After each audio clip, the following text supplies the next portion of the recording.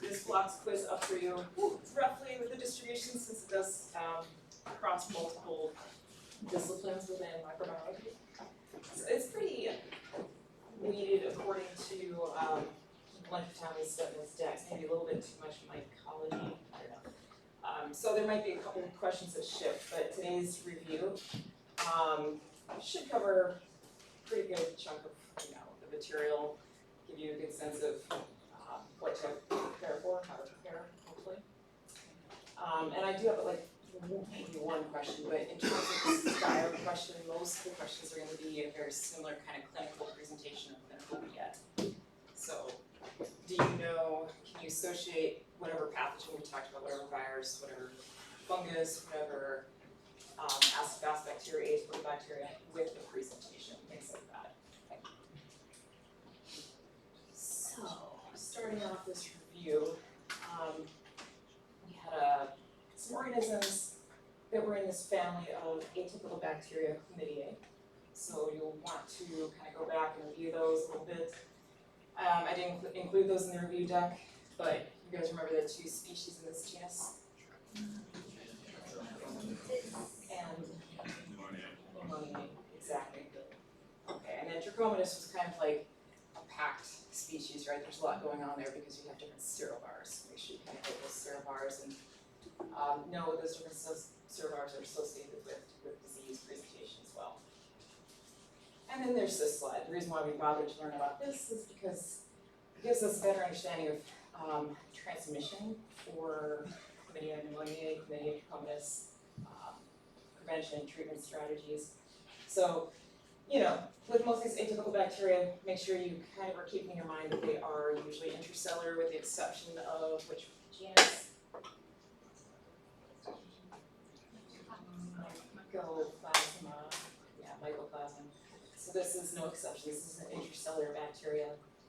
And it has that weird two-stage cycle. So EBs, RBs. I'm going to clip along at a fairly good pace, so just stop me if you have any questions as we move through this deck. Mycoplasma, even though they are extracellular, they do have that really weird exterior. What's weird about it? No cell wall, right? No peptidoglycan. Very strange. Has those sterols that give it some stability, but it's a strange one. So how does it, if it's extracellular, how does it manage to cause disease?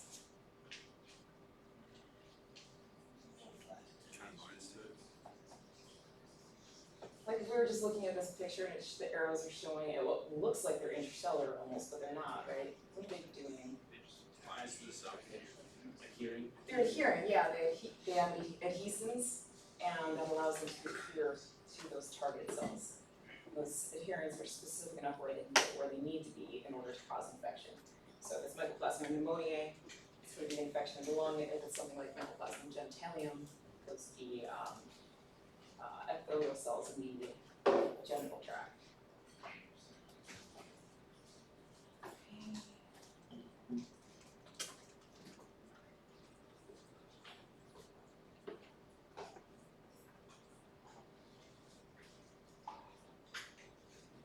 Rickettsial diseases.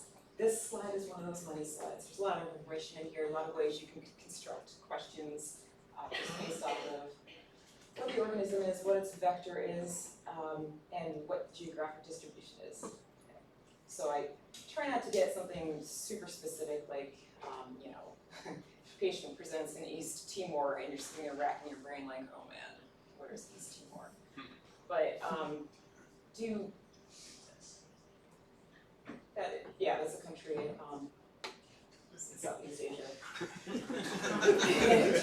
Not Singapore relations, but anyway, and that would be the intent of various archetypes. So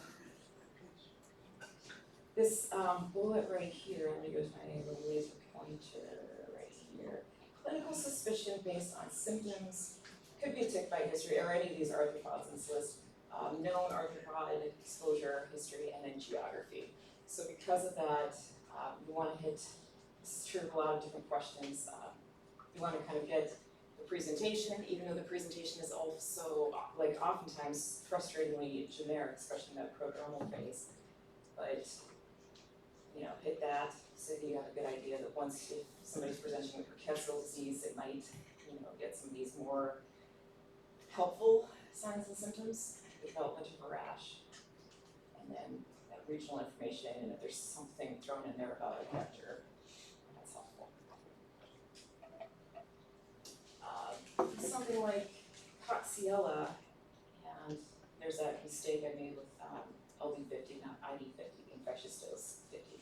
Something like Coxiella, you kind of also, it's the same sort of enigmatic presentation with the rickettsial diseases. The reason why it's so hard to diagnose is because its presentation is so generic. So there's 3 slides I put in here. I think there's a total of 4. The 4th one is diagnostics. But with this variable presentation, it makes it very hard to diagnose. So you need hints about where people are, and, you know, knowledge that you can get this in the United States, particularly what kinds of people might have a greater risk of exposure to Coxiella burnetii, right? Yeah, people who are basically coming in contact with livestock. Or since you can get it passed along through their milk products, you know, ingestion of unpasteurized milk, the risk factor. Always important with transmission too, especially as, you know, providers, if you were to see not just a Q fever patient, but other patients as well, is the knowledge, you know, if there's person-to-person transmission. So, you know, Q fever, that's not considered to be transmissible person-to-person. In fact, this too has those 2 structural forms, just little details like that. Acid-fast bacteria, we spent a good chunk of time talking about the structures of the cell wall, what it was that conferred this acid-fast property and made them difficult to stain with a gram stain, and why we have to use either acid-fast stains or modified acid-fast stains. With Mycobacterium and Nocardia are so-called acid-fast bacteria. Kind of review those slides, make sure you know what it is about their cell wall that confers that property.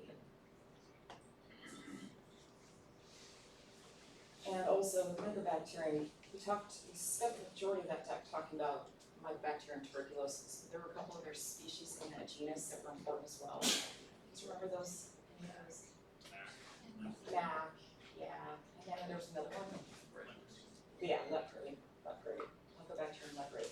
So if you were to stain those, it would be the same, you'd have the same kind of approach to staining those species as well.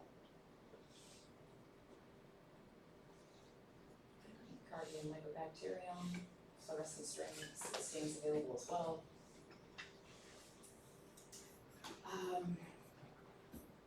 With tuberculosis, one of the key things we want to make sure to understand, there's a bunch of slides that go through how people progress from different forms and presentations of tuberculosis. Very importantly, the body's overall strategy with granuloma formation, how those granulomas form, what they are, what they're composed of, and how they're maintained. With CMI, you see that CMI all over with the TD slides. What is CMI like? What kind of cells are involved in the cell-mediated immune response?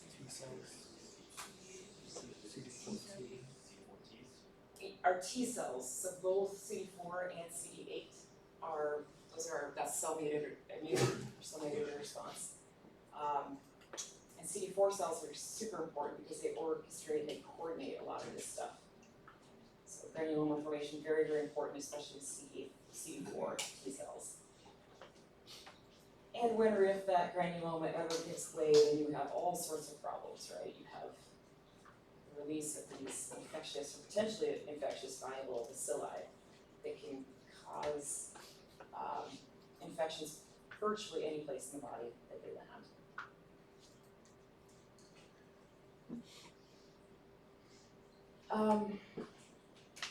So we talked a little bit about the epi of MTB and the way that we handle it in this country, and our knowledge that if you go outside of the country, this is like a real problem. And if you are going outside the country, that you're not vaccinated against tuberculosis, so you can acquire not just regular strains of TB, but NDRTB or XDRTB strains. So a good knowledge of what that means is important for us for surveillance, prevention, appropriate management of patients. MAC complex organisms. This is not as relevant as it was 20, 30 years ago. Why is that? Art, yep, good job. Yep, so art, we've really made a drastic reduction in the number of cases. No transmission here too, if somebody is immunocompromised. Your CD4 count is usually really on the low end when they become susceptible to MAC complex.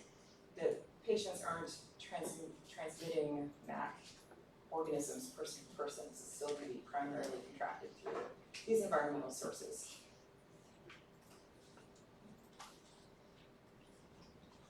With leprae, Mycobacterium leprae. A couple challenges with diagnosing this. One is that really slow burn incubation period, incredibly long incubation periods. When the signs and symptoms do occur, it becomes important to sort of recognize some of those early indications that somebody might have leprosy. What would be, well, first of all, what's the major damage associated with leprosy? If you're to sum it up very briefly. Nerve damage. So tingling perhaps is one of the early symptoms.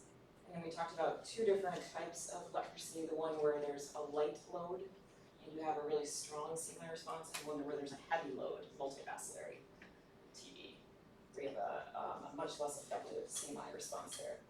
So knowing the different presentations, what that might look like with different patients who have postbacillary versus multibacillary, tuberculoid leprosy versus lymphomatous leprosy would be important.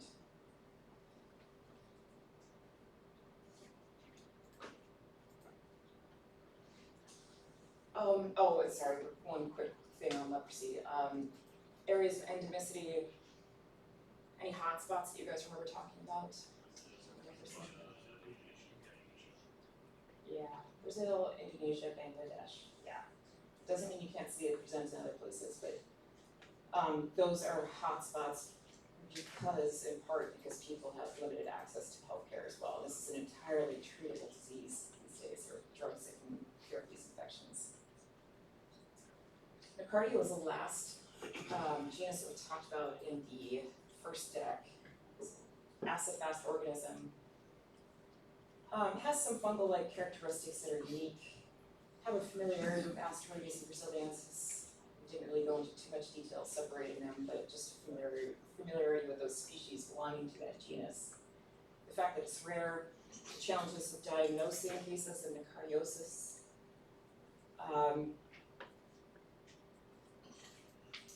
Its association with things like abscess formation, which could be in the lungs, could be at a site of trauma, traumatic inoculation, get brain abscesses, but oftentimes very frustratingly vague clinical picture. Imaging would be important. Okay, so that's the first deck. Moving on to the second deck, the virology deck. We spent a lot of time talking about influenza, talking about the virology of influenza and how that has implications for all sorts of things, treatments, vaccine development, its epidemiology, seasonality, all of that. So in order to prep you for questions like things about cell, like the infection cycle of influenza, vaccines, things like that, make sure you have a good understanding of this slide, particularly the hemagglutinin and neuraminidase, the way that these different components can be targeted. There was a slide that showed antiviral drugs that are like specific for influenza because they can target these specific viral protein targets. The genome itself is important for a couple of reasons. What's important about the genome of the orthomyxoviruses like influenza? It's segmented. And anything else? Yeah, replication is cap snatching are required. It's RNA. What do we know about RNA versus DNA from early on in that deck? It's faster, yeah. So a relatively fast mutating segmented RNA genome make your sense on cold virus. The basics for antigenic shift, how that's different than antigenic drift. A good understanding for reassortment is technically any segmented virus that co-infects the same cell with a different virus can shuffle its segments together and come out with a different virus, basically. This slide about antiviral targets, they're that we use for design against influenza virus, so just knowing that infectious cycle and where it's susceptible, particularly with the common drugs that we use today, like oseltamivir, which targets which step in the infectious cycle? Release, exactly, good.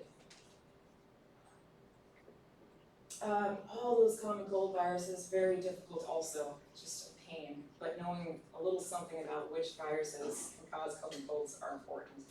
A couple, well, there should be ways to distinguish all the ones that we went through, but you need lab ultimately for a definitive, specific identification, unless you're doing some rapids, unless those rapids are available for those targets. RSV is one of those respiratory viruses that does have a rapid available for it.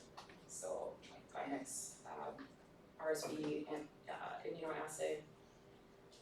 Somebody tell me something important about RSV, why it gets a little bit more attention than the other respiratory viruses. Yeah, so infants and very, very young children, number one cause of bronchiolitis, very severe lower respiratory infection. It's particularly problematic because kids have such tiny little airways. So, and who does it usually kill? What segment of the population? The elderly. Okay, good. Metapneumovirus. This was the one that is remarkable because it's unremarkable in comparing influenza viruses almost. But you know, a lot of it can cause upper and lower respiratory tract infections. That has a seasonality to it, so there are some things to kind of sink your teeth into a little bit with metapneumovirus. And this is absolutely something that can infect older folks as well, so it affects all ages, remember that. Seasonality, this is a nice slide to kind of study if you want to get more bang for your buck and just identify which viruses are sort of outliers in that hardcore respiratory season in the winter. Adenovirus was a weird one for a couple of reasons too. What are some weird things about adenovirus as a common cold virus?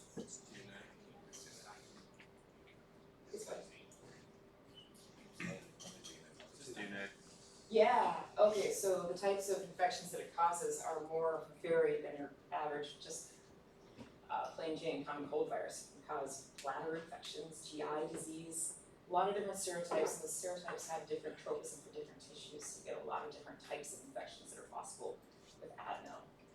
I heard somebody say that it's a DNA virus. This is the only one we talked about. It is a DNA virus, so that's unusual. And it's also a capsid, so it's pretty tough out in the environment, and it can be associated with fomite transmission as well. Vaccine preventable respiratory viruses, is this one of them? Yes, with an asterisk, right? It is for some populations, lucky us, right? So military is one of those populations that gets vaccine protection. COVID-19 stuff, SARS-CoV-2. Basic virology, knowing which types of receptors, host cell receptors this virus can use, that gives you a better indication of what tissue types it likes to infect, prefers to infect. This is sort of tied in there with the bullets on this slide, but when you study this infographic on the progression from mild to moderate to severe, potentially life-threatening COVID cases, do appreciate the contribution from immunopathology, what's happening like early on from when that virus first starts infecting those pneumocytes and cytokines are being released. You already have some immunopathology at that point, and then it just gets worse and worse and worse and worse. Know the roles of, so that there are a bunch of slides that break this up and you can study them separately, but know the roles of type 1 alveolar cells, type 2 alveolar cells, what happens when those become damaged. Moving on to the herpes viruses. With the herpes viruses,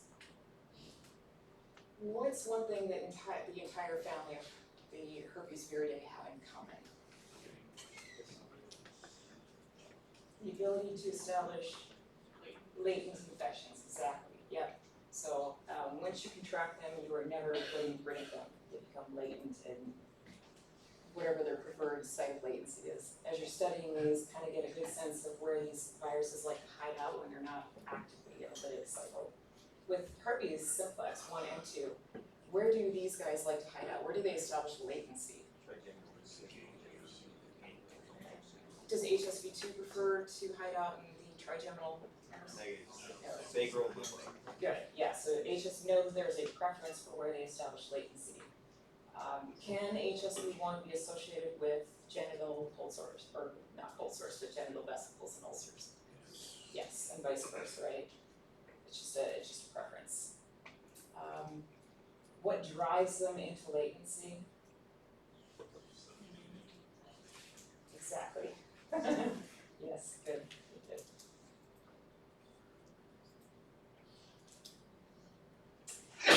Alright, varicella zoster virus, or human herpes virus 3, causes two different presentations. One is chickenpox. Is chickenpox related to smallpox? No, definitely not. What about mpox? No, it is not a pox virus. This is a bit of a misnomer. It's still a herpes virus, it just has the name pox, unfortunately. Chickenpox presentation, know that this, if it's au naturel and you're not vaccinated, and there is a vaccine in the first place for that typically people acquire it in childhood where you get a rash, and that rash resolves usually without a lot of complications, but then that virus becomes latent and it establishes latent infection for a long time in your dorsal root ganglia. In terms of that chickenpox rash, this picture kind of shows it a little bit with this child, but you can have usually when the first signs of a rash lesion appear, there's a progression until it becomes like a scabby pustule. So with chickenpox, that progression doesn't happen in a synchronous way. You get all sorts of stages happening at a person. You can see macropapular form all the way up to that crusted over pustulate form. One of the reasons why we vaccinate is because of what? Yeah, because we're concerned about those complications mostly. That's probably the primary reason why we take the trouble to vaccinate. With zoster, so remember those viruses become latent, and when they are reactivated, when CMI fails, recurring theme there, they travel back along those nerves that innervate a particular area. That's called a dermatome, and you get a distinctive band pattern where those vesicles form right along dermatome. Those are the actual viruses. They're now becoming active again and replicating in those epithelial cells along that dermatome. There's a vaccine available also for this. It is needed to help prime your immune system again so that you can have a better, faster response and not get these more serious complications associated with zoster, like post-herpetic neuralgias. EBV, a couple things with EBV. So it is the primary cause of infectious mononucleosis, mono. Be familiar with those symptoms. They are vague, but around a certain age group, it would be something that we would suspect it would be the differential diagnosis. What age group do you think that would be? 15 to 25 is kind of like that sweet spot decade where you have most cases of infectious mononucleosis. A lot of people contract it younger and they don't have that presentation. And you can contract it older as well. But, what else is remarkable about EBV?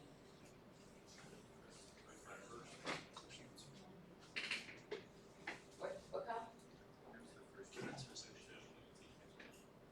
The first one would be have a strong association or linkage to cancer. Yep, exactly. So make sure you are tracking that.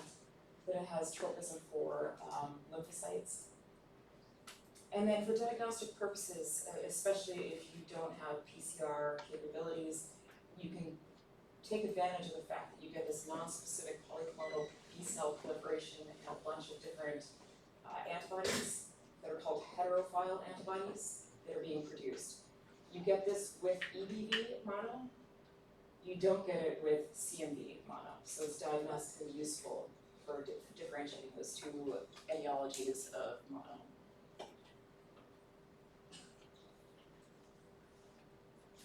With CMV, most of us go through life without recognizing that we have it, high level of seroprevalence in the population. But what are we mostly concerned about with CMV? Congenital transmission, yep, exactly. The fact that it is a major cause of congenital disorders, serious complications that can arise. And the association with these specific problems that happen with congenital transmission with newborns as they develop into early childhood. Hearing loss, slow neurological development, eye damage, occasionally death. The GI viruses, rotavirus and norovirus, which one is associated with pediatric populations more? Rotavirus, and which one do we have a vaccine available for? Rotavirus, yep. No widespread vaccine for norovirus yet, and one of the reasons for that is because it has so many different circulating serotypes.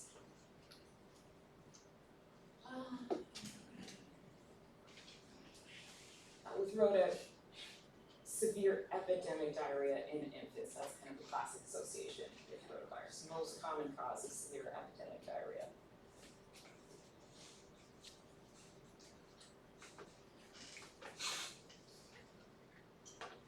Both of these have a short incubation period. Both of them will have are self-limited infections, which we wouldn't treat except for to provide supportive care, especially with rotavirus and especially with infants, but no specific treatments. Moving on to HIV. So this slide has a lot of text on it. There's a slide that precedes it that talks about acute infection. So those two slides, I would say, go over them, but I like to study them in conjunction with this so you have kind of an understanding of the three things that are being tracked on this graph. You're tracking the HIV antibodies, and that solid black line, what's happening as you get your adaptive immune response kicked in, and how those slowly start to wane. But probably most important, your viral load, which is in this red line, and your CD4 T cells. So if you trace that along as you're studying the text on these slides, I think that will probably be a good way to approach preparing yourself for the clinical course of HIV.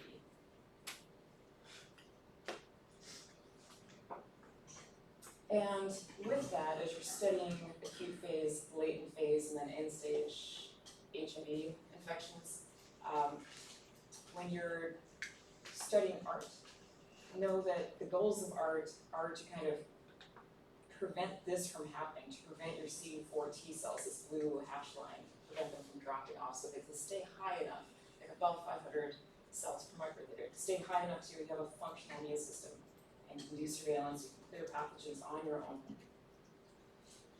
And these other goals associated with ART dovetails really, really well with this slide, so we'll study those in conjunction with each other.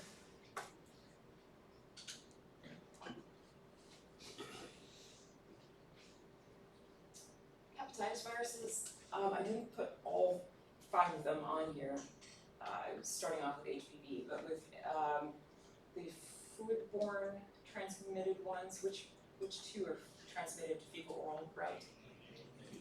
A and E, yep. And what's the vaccine situation for A and E? A has one, yeah, but does E?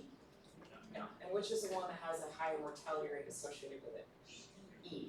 Yeah, about a 10-fold higher mortality. It still isn't very high, but it's still higher mortality rates than hepatitis A virus. With hepatitis B virus, we talked a lot. We compared compared it to Hep C a lot because they have a lot of important similarities. What are some of the similarities between HBV and HCV? Transmission is what kind of transmission? Parenteral, through blood products, sexual transmission, mother to child, mother to fetus, I should say. What about disease course? Anything going on to chronic infections, which you don't see with the fecal oral route transmitted viruses like HIV and HEV.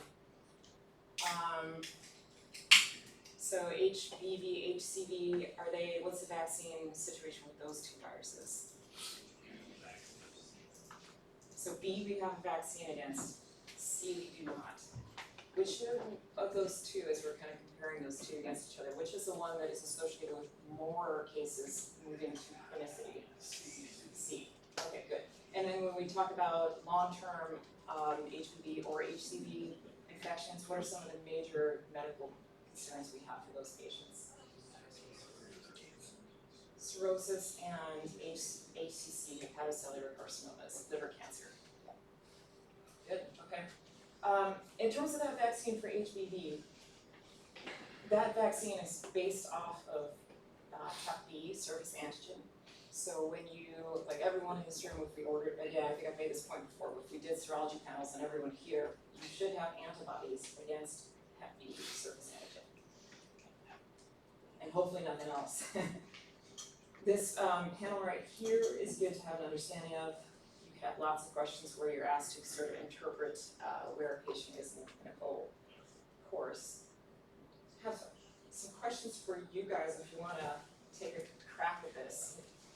So on the right, I have 1, 2, 3, 4, 5, 6, 7, 8 different statuses where we could interpret this with serology panel, and then on the left, I only mocked up 4 different mock serology panels. So let's see if we can match these. It'll be fun. Let's start on the right. Tell me A, B, C, or D. If you have an unvaccinated person who's uninfected, what would that look like? You think D? Okay, why do you think it would be D?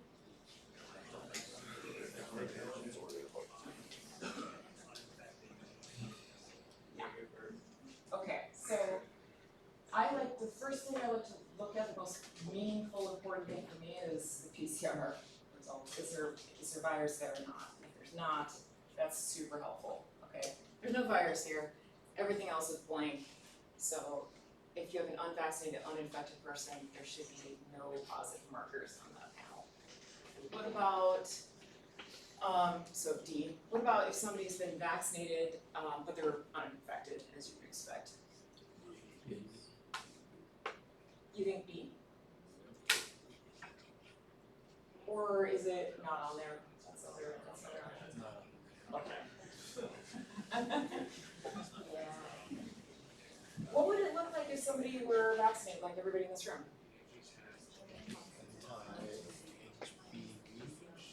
You should have only one marker, and that only marker should be antibodies against that surface antigen. That's the only thing that's in that Twinrx vaccine, and there's another vaccine as well. So we don't see that here. Okay, these are the ones I hate. Early acute, pre-symptomatic, early acute, acute, and late acute. I think they're really hard, but it does kind of make sense. So before we answer this question, you guys remember what the first HBV antigen is that shows up? Surface antigen. Okay, cool. So first thing that's going to show up if you're pre-symptomatic early acute would be what? Surface antigen, and then any other marker on that panel? Infectious virus, exactly. So does this have a letter? Matching it right, very good. Okay. What about early acute? What would be the difference, if any, between a pre-symptomatic early acute and an early acute where a little bit more time has gone by? Okay. Yeah, so is that on here? Nope, unfortunately. And then acute? This is really tricky, but according to that previous slide, which is pulled right from the Murray textbook, at this point, you would have antibodies to one target, not, yeah, here's some people sending it, to the core antigen, so that's HBC antigen. see a match anywhere for youth? Yeah. Yeah, anti-HBC. But you were not able, this is important, you're not able to seroconvert and have antibodies against the E antigen or surface. For late acute, what does late acute look like? The same panel results.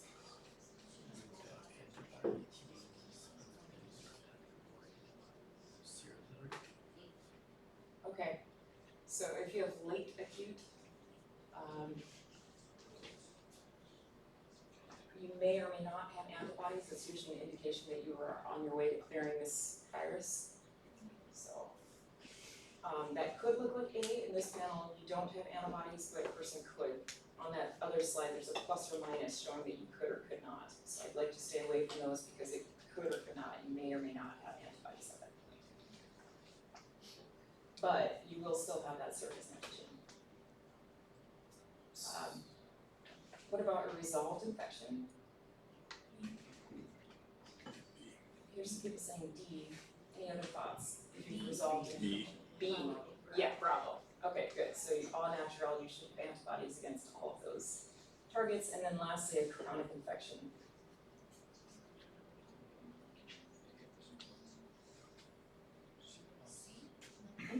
Yep, chronic and acute.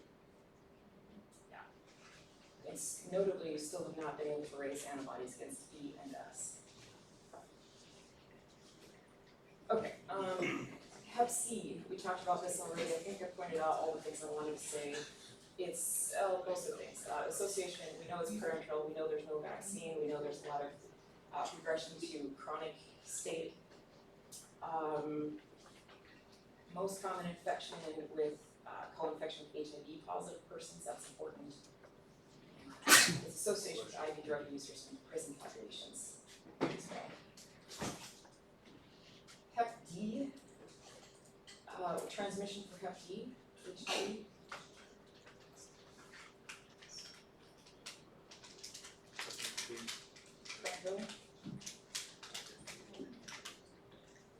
What does it require in order to establish an infection in humans? Hep B, and specifically it needs the surface antigen from hepatitis B antigen in order to be infectious.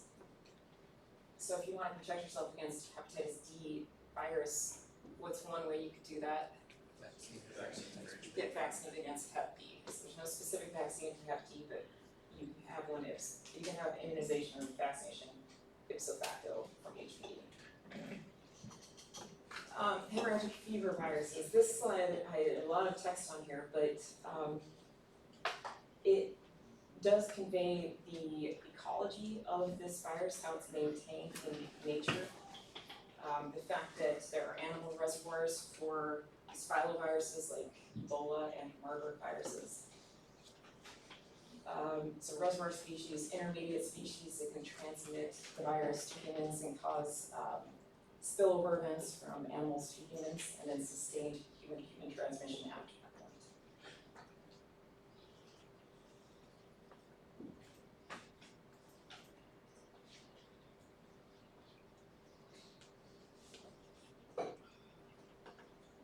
The hantaviruses. So the hantaviruses were at least introduced and grouped in with the hemorrhagic fever viruses, but there are two different types of hantaviruses broadly. The one that's associated with hemorrhagic fever, those are the old world hantaviruses, hemorrhagic fever and renal syndrome viruses. We also talked about one that is super dangerous, but is not associated with hemorrhagic symptoms. Those viruses are what? The New World New World hantaviruses, Andes and Cynombre, and they cause pulmonary syndrome. It's really potentially fatal. High mortality rates with both of these viruses.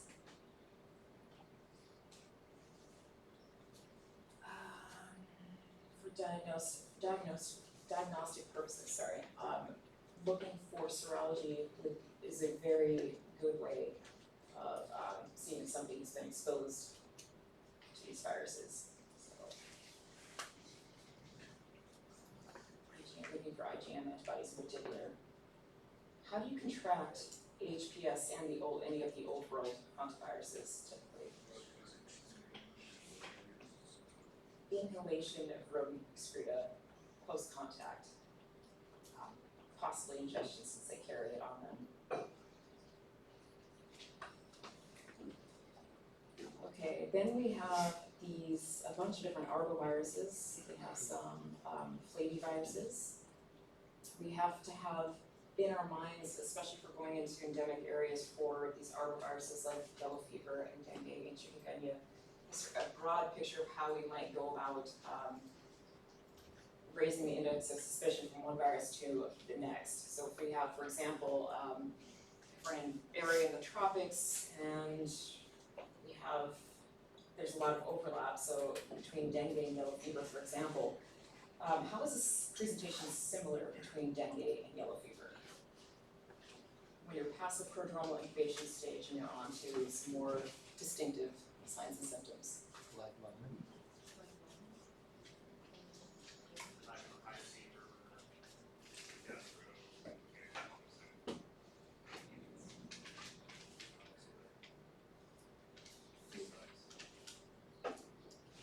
Okay, what about hemorrhagic signs and symptoms? Would you see that in one or the other or both? Potentially both, right? So that's a commonality between yellow fever, or at least a potential commonality. Not all will be hemorrhagic, but that's something you could see in both yellow fever and dengue in the same area. So remember these maps, yellow fever versus dengue. A lot of these countries are unfortunately in that endemic zone because they have those mosquito populations, those Aedes mosquito populations in them.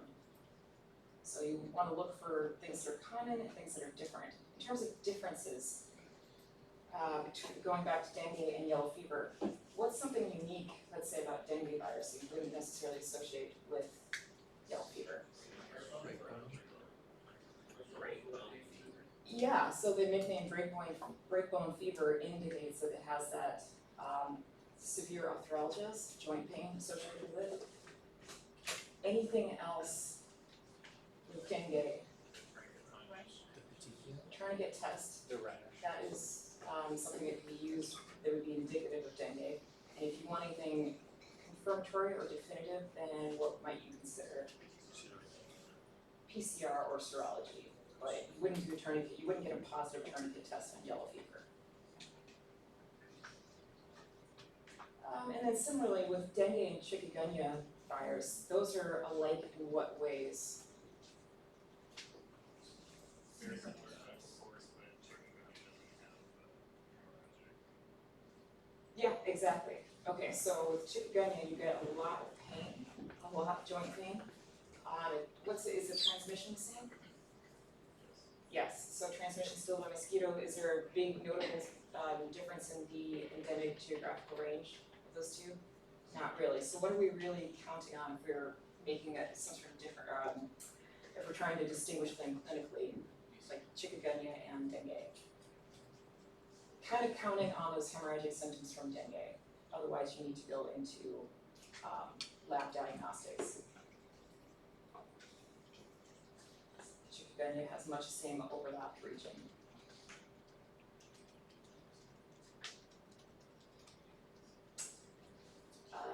More arboviruses. West Nile, this is one where you need to have an appreciation of the ecology a little bit, the fact that the virus has a reservoir in these different bird species, crows and blue jays, for example, but many others as well. Different bird species have different susceptibilities to this virus, but they do carry it, and they provide a reservoir for Culex mosquitoes to bite them and ultimately transmit the disease to humans. With diseases like this, is there a risk for person-to-person transmission?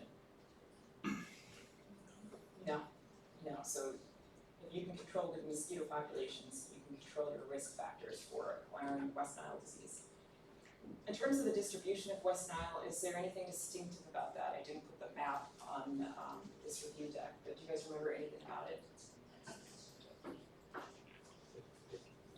Everywhere. Like wherever Culex mosquitoes are. So there have been cases of West Nile in most states, most if not all states. And it's not just like in the US, but globally, there are a lot of cases of West Nile.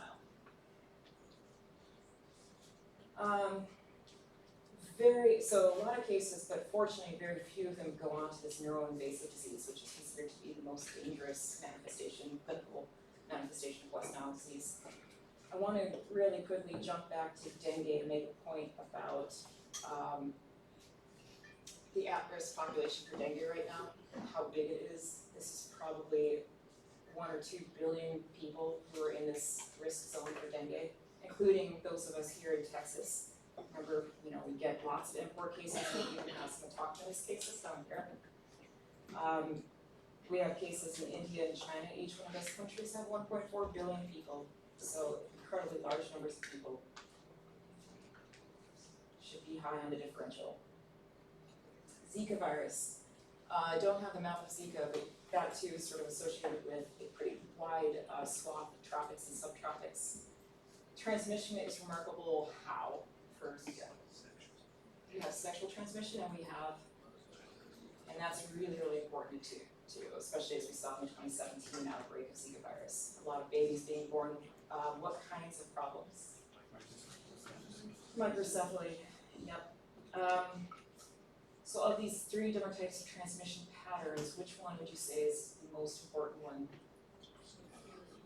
Or I should say I'll just keep the words strict. The primary mode of transmission is mosquito. Yeah, it's mosquito borne. During that outbreak, most of those cases were associated with mosquito transmission. So I don't know if sexual transmission is just not as effective and possible, but that's still a significant source of transmission. But it is not the primary mode of transmission. In terms of symptoms for healthy people, give these a look over too. For symptomatic cases, adults, non-pregnant people, that they have the arthralgias, the rash, conjunctivitis, headache. It's fairly unusual. This ecology slide is kind of a nice one to hit. Arbovirus ecology, the flaviviruses like West Nile and dengue, yellow fever, and the alpha viruses, which are also positive sense RNA viruses. So we talked about the alpha viruses. That was the W, the B, the E, and chikungunya. Chikungunya is an alpha virus as well. But the ecology here, when you're studying this slide, you want to have a good sense of how viruses like chikungunya, dengue, and Zika are maintained pretty sufficiently with a mosquito to human transmission cycle because of the fact that we're talking about a lot of urban environments. So you don't need an animal reservoir, even though these mosquitoes can infect, like dengue, for example, they can infect monkeys, non-human primates. And that can be an important thing, but these days we have enough humans to sustain these diseases adequately in our population. If you contrast that with some of these other diseases like West Nile, we still need birds. That's still an important reservoir for this virus to be able to persist. Yellow fever, non-human primate reservoir species needed for that. So if it's enzootic like that, it means that it's the same as saying it's endemic. Enzootic is always kind of persistent in the animal population. West Nile, always persistent in the bird population. So that's the corollary word there, and then it spills over into the future. Thank you.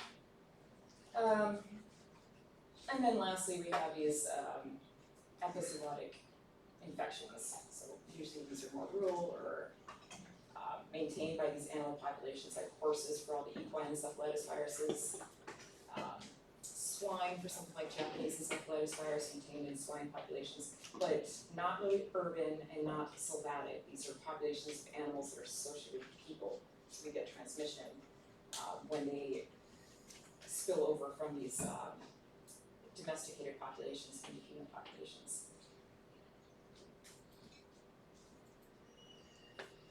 Okay. You guys want to take a break? I have 12 more slides to go through with you. Okay, if you need a break, just go, take a break. Okay, so moving on to rabies virus. Talked a lot about the pathogenesis of this. So kind of knowing the rough broad strokes of how this virus is able to move from tissues initially where it's not very good at replicating those tissues all the way up to where it really likes to replicate, which is where the brain is very good at replicating in neurons, neurotrophic virus, but very crappy in muscle tissue. So slow, slow, faster, super fast in the brain. When we have, what do we define as clinical rabies? Once it hits the CNS. So it's considered to be treatable up to that point, and then untreatable after that point.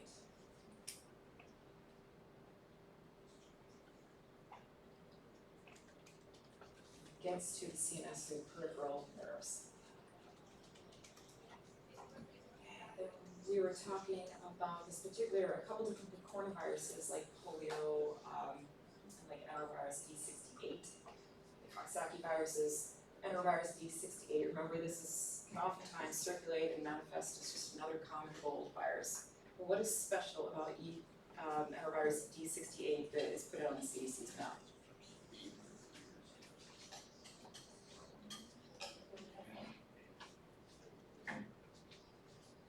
Association with some really serious cases of myelitis.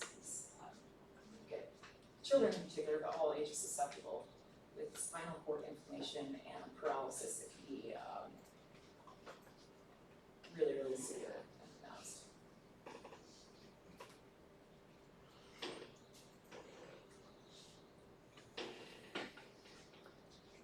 How is a virus like this transmitted?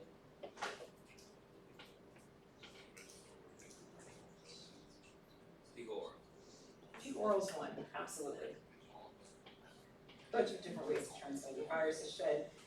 If you have respiratory symptoms, you'll probably have transmission through respiratory droplets and oral secretions as well. The coronaviruses writ large, poliovirus, hepatitis A virus, Coxsackie viruses. Do you guys remember the exterior of those? Are they enveloped or not enveloped?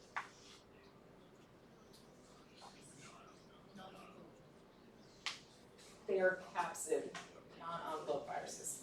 So something like if you think of poliovirus, that's fecal oral transmission, has to survive gastric acids.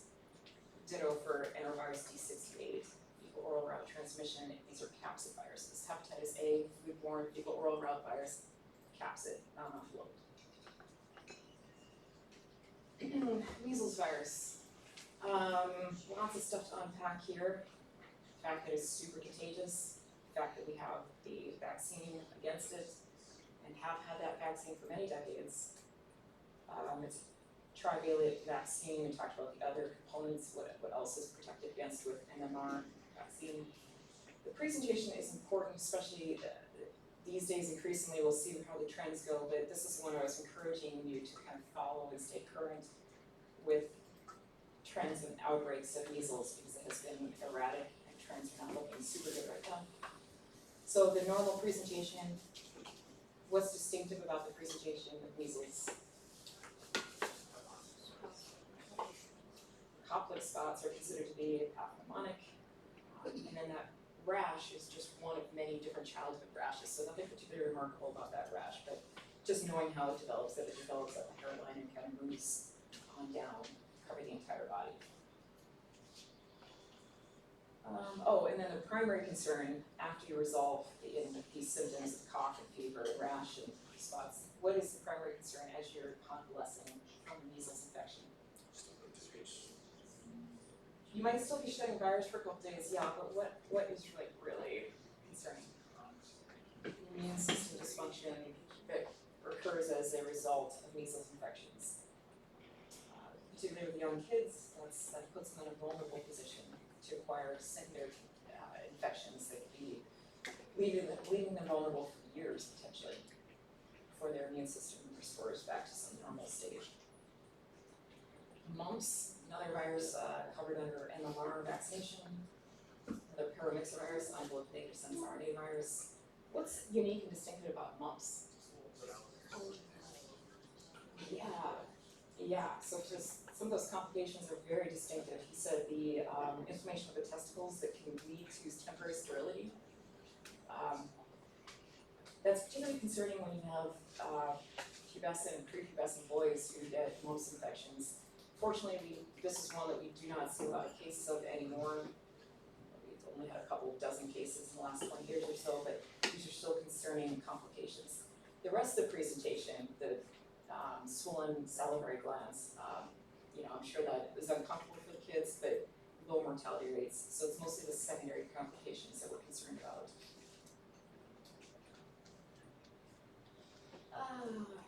Molluscum contagiosum virus causes what? Warts. What other virus do we talk about that also causes warts? HPV. Okay, so clinically, I don't think I had a close-up picture of what the water warts look like, but I put a picture up here for you guys to look at them. They have a bunch of different shapes, but generally dome-shaped and sometimes umbilicated, meaning they have sometimes a little dimple in the middle of them. I don't know what the path is, what causes that dimpling, but transmission, importantly, skin to skin, so any of these things that cause close contact is a potential source for transmission for water warts. And they can be itchy and may or may not be painful. Resolution can take a long, long time. Smallpox. Which countries do we have smallpox circulating in? I hope none of them, right? So is this one of those eradicated ones? Do we have a vaccine against it? Do we still vaccinate people? Everybody? Gen Pop? Which populations? Yeah, mostly military populations, first responders, things like that, lab workers. If this virus, which we still have stocks of, if this virus was ever to be circulating again for any reason, we would have a presentation that we would want to look for a couple things to distinguish it from other viruses that can cause vesicles like that. So this progression from rash, macropapular rash onto vesicular rashes, onto pustular rashes, and then scabs like that. Take a good look at this figure and kind of observe the difference between varicella zoster virus with chickenpox and varicella versus smallpox. What was the characteristic of the rash that we talked about, the progressive rash with chickenpox?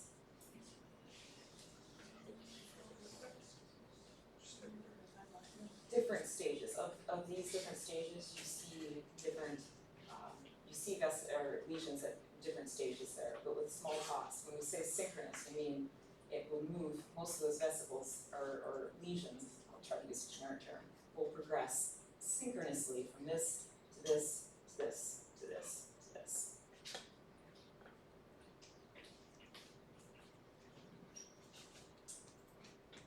Yes, ma'am. Did you also say for like chickenpox versus smallpox, chickenpox started in Germany instead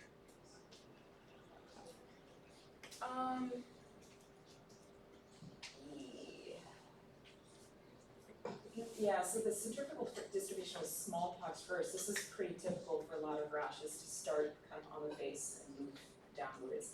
For chickenpox, I know it's not centripetal, so more like centrifugal, starting centrally and then moving outwards. I think we only really talked about one rash in any detail that had a centripetal pattern.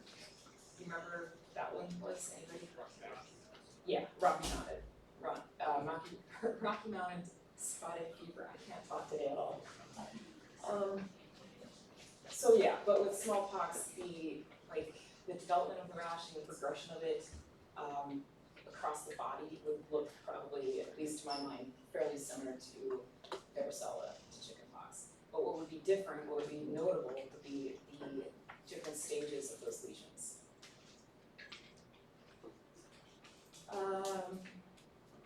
And I did include the MPOX slides, but the MPOX slides also have some information about what to expect and look for with the vesicles as the lesions as they progress.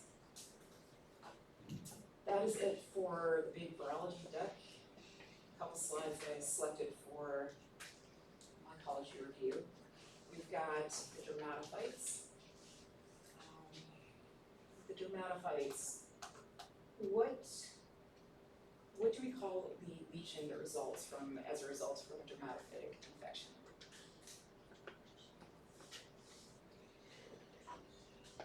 Question, what do we call the results? Yeah, which we call the lesion that results from, if you get an infection with like a dermatophyte, what do we call that lesion?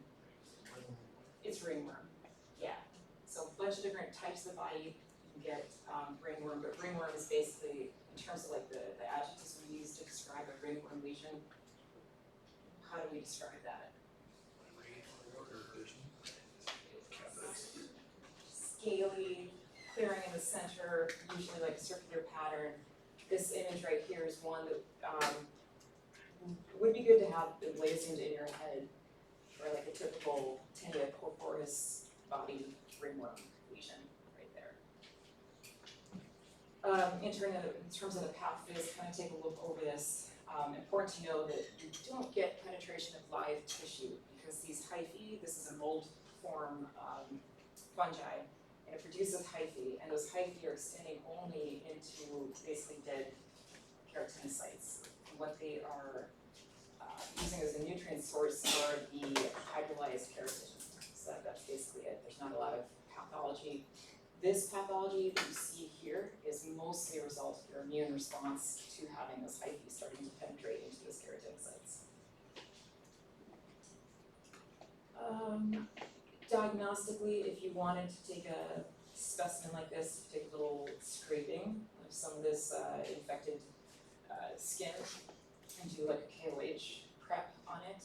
And then with KOH prep, remember you're degrading away all the cellular debris and bacteria that's in that specimen, so you can get the preserve. I don't have an image here, but it's elsewhere in the deck. So you can examine those fungal structures and look to see if they're hyphae, things like that. And then you can culture it as well. Culturing is always good. Spore-rich Schenckii causes infections that go how deep into the body? Subcutaneous, yeah. Route of entry or mode of transmission, I should say, is usually what? Traumatic inoculation. Oops. And then the presentation, how would you describe the presentation of sporotrichosis?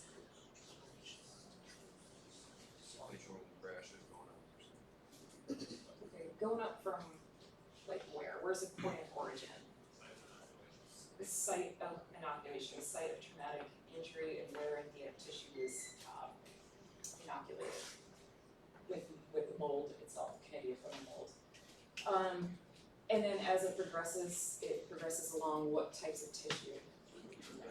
Lymphatic channels, yeah, where it can be nodules that appear, or it can be ulcerated nodules, like you can see in this image as well, ulcerated.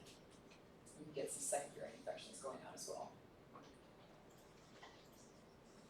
Coccidioides, Indus, and Posidaceae, these are endemic to parts of the United States. Southwest, yep. What are you actually breathing in?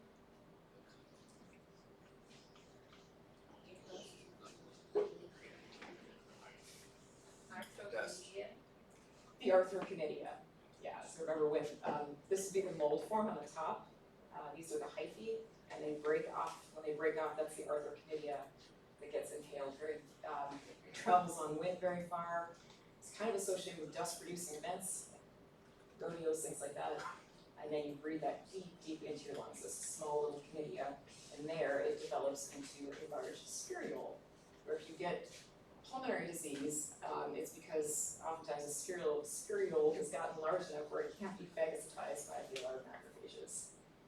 You get those pulmonary symptoms, and occasionally disseminated disease. So we talked about where it is in this country, a little bit about its pathogenesis, basic features of coccidioidomycosis. Histoplasmosis caused by Histoplasma capsulatum. Endemic region is where would you say? Yeah, the Ohio and Mississippi River valleys, a lot of states captured in that region. What would be some indications that a person has histoplasmosis? Or they're doing. Yeah, so Yeah, you have a spelunker in Tennessee, I don't know, with these signs and symptoms, what would be some signs and symptoms? I think there's another slide for histoplasmosis, I didn't include in this deck, but what would that present like if you had lung infection? Flu-like symptoms, what else? Mediastinal lymphadenopathy. You might have some swollen lymph nodes, but pulmonary symptoms, right? Chest pain, cough. Not super helpful, but at least something that would put that in your head as a possibility for differential diagnosis. As you're waiting for things like culture, or the histoplasmic antigen test to be done. As well.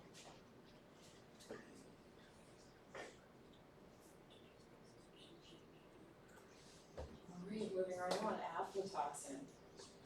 So, what organism do we associate with aflatoxin production? Aspergillus flavus.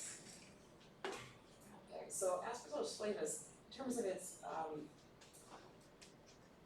threat, it's basically just a toxin producer, right? That's the only thing we're worried about. Can it cause disease in its own right, or does it just produce these metabolites? It can as well, yeah, so it's second only to Aspergillus fumigatus, this other species we have a whole other slide on. We have 2 slides on Aspergillus fumigatus. So do brush up on those Aspergillus fumigatus slides. That's the one that causes the Aspergilla balls to form in cavities you have in your lungs. Like living fungus balls, they get to be pretty sizable in your lungs. And also the invasive aspergillosis cases that can occur. Aspergillus flavus can do all that as well, okay, just not as frequently as Aspergillus fumigatus. But with flavus, know that this is usually acquired through ingestion, and if you ingest enough of it on a dose-dependent manner, also given your own health condition, your own immune status, you can get a lot of liver damage as a result. That's the primary effect of ingesting aflatoxin is liver damage. And then lastly, there are a bunch of slides about Candida. We talked about some systemic infections with Candida, bloodstream infections, how prevalent they are, how important Candida species are as an etiology of those systemic infections. But we also talked about some of these localized, examples of localized yeast infections, from the mouth to the esophagus, to the skin, to the vaginal tract. All of those are important to know.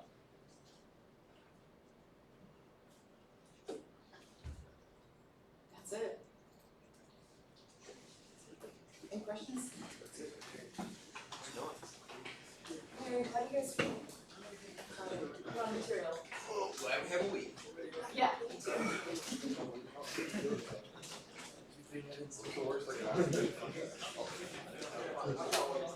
Yeah. So the slide that had all the seasonality on the virology deck, I would in quotations take with a grain of salt. We agree. So Yeah. With that then, should we focus on only the viruses that have seasonality on the slides in particular? Or is that truly something that we can go off of?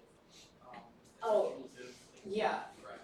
yeah, like if I'm writing a test question about something that has, just as an example, like HPV3, right? It has a seasonality that's different than HPV1 and 2, it's nice to pick on that one. I would put it right center mass in terms of the onset, mid-March, boom, or whatever, like, so there's no trigger there. But when you say grain of salt, that's sort of like a real world, thing to keep in mind too, that whenever a patient presents is when they present. We don't get to dictate when viruses circulate in the population. Okay, that makes sense. So for test questions, yeah, like, and for influenza, if it's influenza A, I usually have it right in the middle of the season, like December, January. Alright, any other questions, guys? Alright, I'm sure you'll be fine, this is usually a pretty good exam.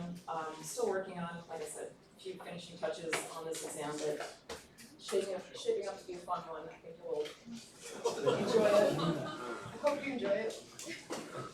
Oh, I'm so excited. Okay, I'll be around most of the week if you want to come down for office hours or anything, you're welcome to do that, but do reach out over campus, because I'm gonna be trying to catch up on my monthly counseling this week if I can, and some other stuff by the wayside. Alright, thank you guys, have a great rest of your day, and I'll see you Friday morning.